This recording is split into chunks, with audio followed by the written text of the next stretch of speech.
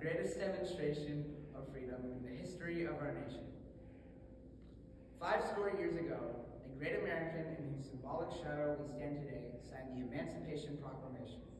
This momentous decree came as a great beacon light of hope to millions of Negro slaves who had been seared in the flames of withering injustice.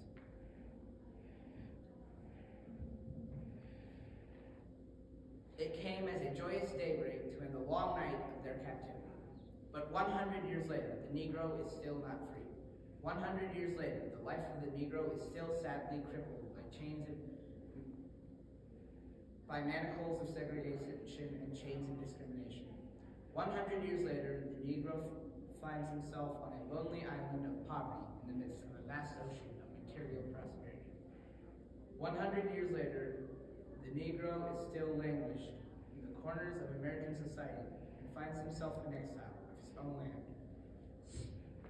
I say to you today, my friends, that even though we face the difficulties of today and tomorrow, I still have a dream. It is a dream deeply rooted in the American dream. I have a dream that one day, on the red hills, I have a dream that one day this nation will rise up and live out the true meaning of its creed. We hold these truths to be self-evident, that all men are created equal. I have a dream that one day, on the red hills of Georgia, the sons of former slaves and the sons of former slave owners will be able to sit down together at the table of brotherhood.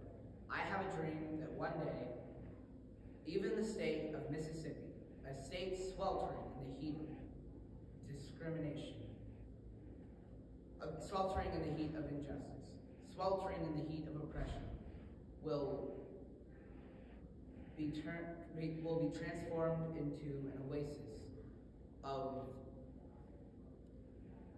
freedom and justice. Thank you.